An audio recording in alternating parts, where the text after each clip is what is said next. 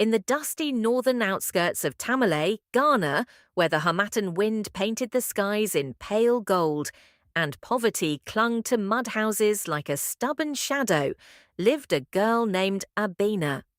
Abena was the kind of girl people described as too beautiful for her circumstances.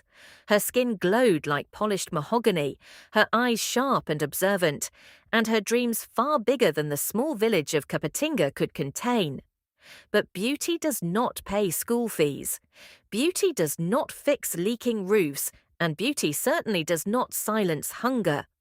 Abena's father had died when she was 12, leaving her mother buried in debt after borrowing from ruthless moneylenders in Tamale. By 19, Abena had dropped out of school and was selling roasted groundnuts by the roadside, praying every day for a miracle. The miracle did not come. Instead, a proposal did. The man's name was Kojo Mensah.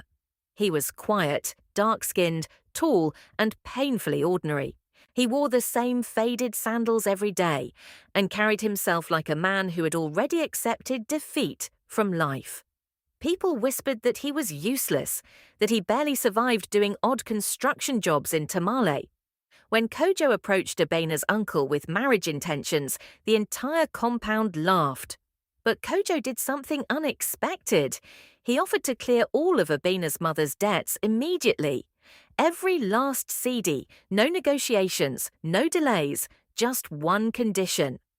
Abena must marry him within 2 weeks. Abena cried the night she was told. She felt sold, traded, like a goat in the market. She had hoped to marry for love, perhaps even move to Accra someday. Instead, she was being handed to a struggling labourer. But her mother's eyes were swollen from stress. Debt collectors had threatened to seize their land.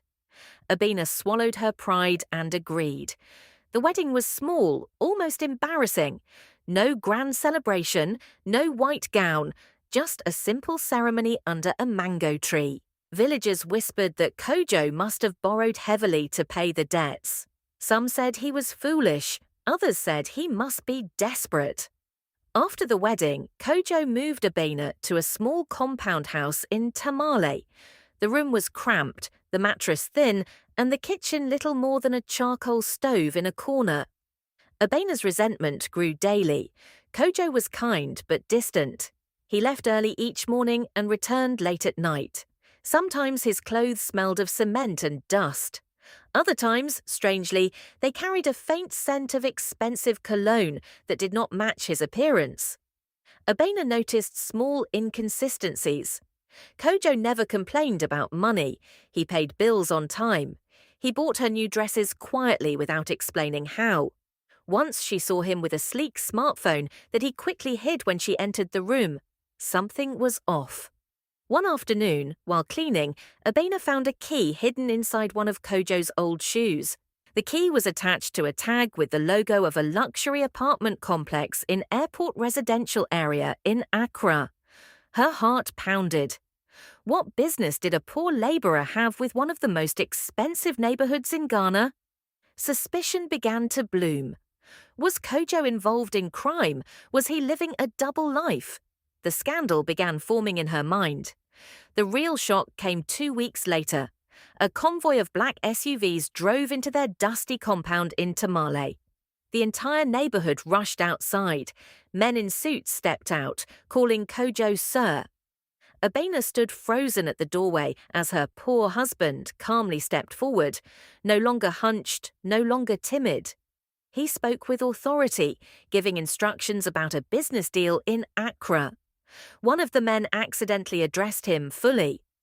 Mr. Kojo Mensah, CEO of Mensah Group Holdings. The name echoed like thunder. Mensah Group Holdings was one of the fastest-growing real estate and mining companies in Ghana, rumoured to be worth hundreds of millions. Abena felt the ground disappear beneath her feet. That night, Kojo finally told the truth. He was not poor. He was a billionaire who had built his empire quietly, investing in gold mines in Obuasi and luxury properties in Accra. He disguised himself in simple clothing whenever he visited Tamale because he was investigating corruption within his own company's northern projects. Years ago, a woman had tried to trap him in a fake pregnancy scandal to access his wealth. Since then, he hid his identity when searching for a wife. He wanted someone who would marry him without knowing his money. Abena's uncle had no idea who he truly was. The debt payment was nothing to him. It was loose change. Abena was furious, not relieved, furious. She accused him of humiliating her, of making her look foolish in front of the village. Kojo's calm expression cracked for the first time. He admitted that he had watched her for months before proposing. He admired her resilience, her refusal to flirt with wealthy older men in Tamale who had approached her before. He wanted loyalty, not gold diggers, but his secrecy had crossed into manipulation. The scandal deepened days later when Ghanaian blogs exploded with headlines, "Mystery wife of reclusive billionaire revealed." Paparazzi traced the convoy back to Tamale. Pictures of Abena in her simple wrapper went viral. Social media mocked her village background. Influencers questioned how an uneducated groundnut seller had secured one of Ghana's richest men. But the biggest bombshell was yet to come. A woman named Vanessa appeared on live television in Accra, claiming she was Kojo's fiancée. She displayed photos of herself in luxurious settings, wearing a diamond ring, allegedly from Kojo. Vanessa was a well-known socialite connected to politicians. She accused Kojo of betrayal and claimed Abena was a homewrecker. The story turned into a national scandal overnight. Radio stations debated it. TikTok was on fire. Abena felt suffocated. She had entered marriage to save her mother, not to become Ghana's trending topic. Kojo denied Vanessa's claims privately to Abena, insisting Vanessa was part of the corruption he had been investigating. According to him, Vanessa's father had embezzled millions from Mensa Group's mining operations. Vanessa had tried to secure marriage as protection. When Kojo cut ties, she retaliated publicly. The diamond ring, a business gift taken out of context. The twist no one expected happened when Abena, once the quiet village girl, held her own press conference in Accra. Wearing a simple but elegant Kente dress, she spoke confidently. She revealed documents proving Vanessa's father's financial misconduct. She exposed emails showing the attempted blackmail. The nation watched in shock.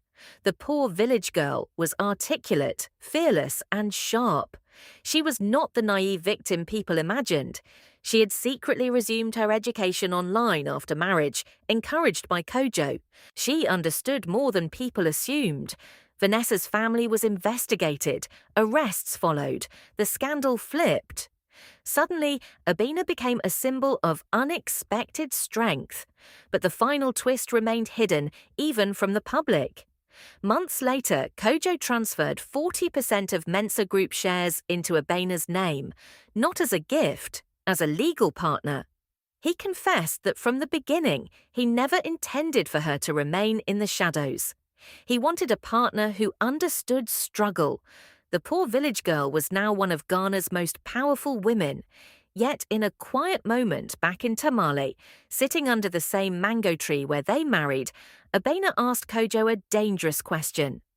"If I had refused you, would you have revealed the truth?" Kojo hesitated.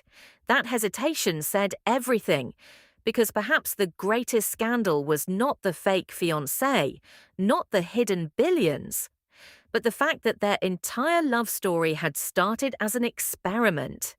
In Ghana, from Tamale to Accra, people still whisper about how a groundnut seller married a poor man who turned out to be a billionaire.